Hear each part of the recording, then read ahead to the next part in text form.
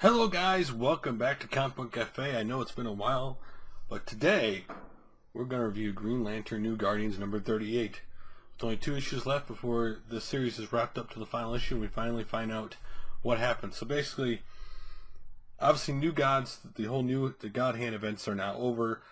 Kyle Rayner knows that, his fate is not, is coming to an end. His life is fate, if he wants to continue to be the White Lantern. And so that's where we go with this. Basically, that's to sum it up. He knows his fate's, coming to a close. And so these are basically, the after events of Godhand. So now, to be honest, I've always liked Kyle Rayner.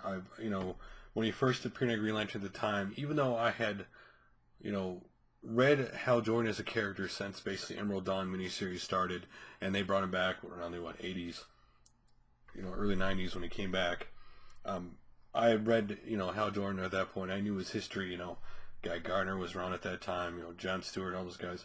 But I accepted Kyle Rayner as my Green Lantern when he first appeared because he was brand new, fresh, not somebody who'd been around for a long time.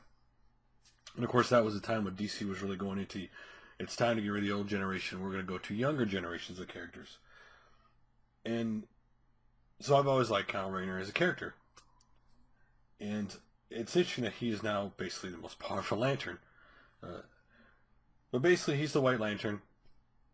And this comic basically starts off written by Justin Jordan, and the art's done by DeGino's, Neves, and Mark Deering, which, by the way, I do like their art style on this comic. Looks really nice.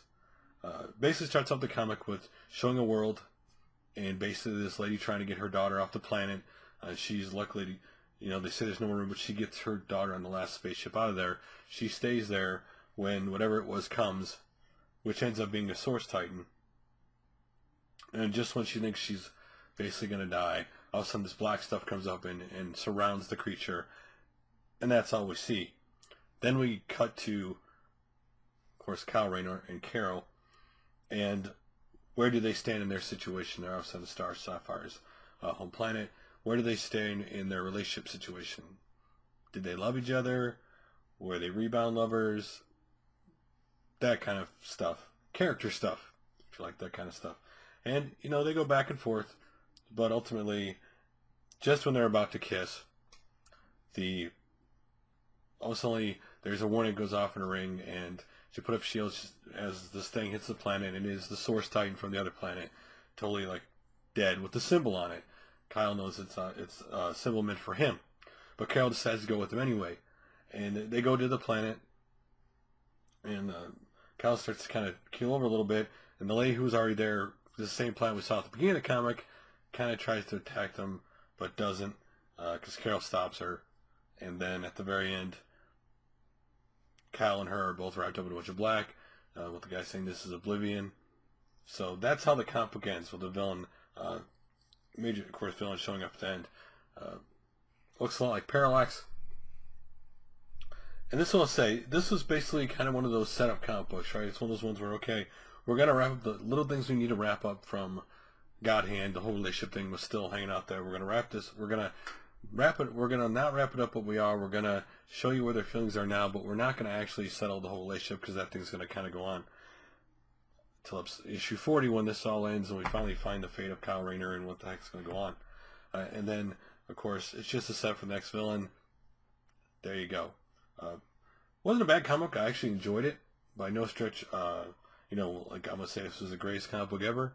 If you like a comic book that's set more on the characters kind of thing, this would be your comic book. More of a filler to the action for the next one, since obviously the enemy's showing up. And obviously issue 40 when we get the big double issue, what's going to happen to Kyle. But overall, I liked it. Again, I've always liked Kyle Rayner as a character, so that's really not much to say about this book. I wish there was more to say, but there wasn't a lot in this book to really go through.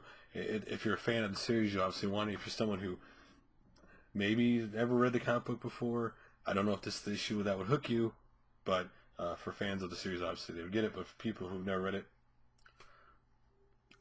if you like to get into the series right before it ends and not exactly know a lot what's going on, this would be for you. If you don't, it definitely would not be the issue for you. Anyway, I enjoyed it. I definitely liked it. So, what are your guys' thoughts of the book? You read it? Do you like it? Not like it?